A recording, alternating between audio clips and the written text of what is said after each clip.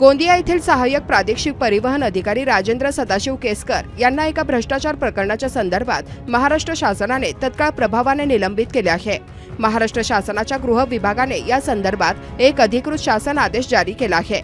प्राप्त माहितीनुसार लाचलुचपत प्रतिबंधक विभागाने नागपूर यांनी सादर केलेल्या अहवालाच्या आधारे सहाय्यक प्रादेशिक परिवहन अधिकारी केसकर यांच्यावर ही कारवाई सुरू करण्यात आली आहे। 5 डिसेंबर 2025 रोजी गोंदिया ग्रामीण पोलीस ठाण्यात त्यांच्या विरुद्ध भ्रष्टाचार प्रतिबंधक कायद्यान्वये गुन्हा दाखल करण्यात आला होता। या प्रकरणी केसकर यांना अटकही करण्यात आली होती आणि सदर गुन्ह्याचा तपास अद्यापही सुरू आहे। या प्रकरणाचे गांभीर्य लक्षात घेऊन महाराष्ट्र नागरी सेवा नियम 1979 मधील नियम 4 अन्वये त्यांना निलंबित करण्याचा निर्णय घेण्यात आला। शासन आदेशानुसार निलंबनाच्या कालावधीत केसकर यांना लागू नियमांनुसार निर्वाह भत्ता आणि महागाई भत्ता मिळण्याचा हक्क असेल। शिवाय निलंबनाच्या कालावधीत त्यांचे मुख्यालय मुंबई येथील परिवहन आयुक्त कार्यालय म्हणून निश्चित करण्यात आले आहे। परिवहन आयुक्तांच्या पूर्व परवानगीशिवाय त्यांना निश्चित केलेले मुख्यालय सोडण्यास मनाई करण्यात आली आहे। या अटीचे पालन न केल्यास त्यांच्यावर शिस्तभंगाची कारवाई केली जाऊ शकते।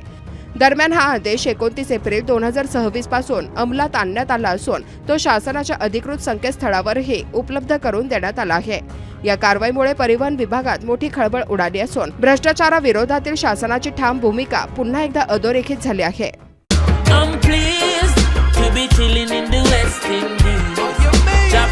I'm here from Jamaica. I'm really enjoying myself.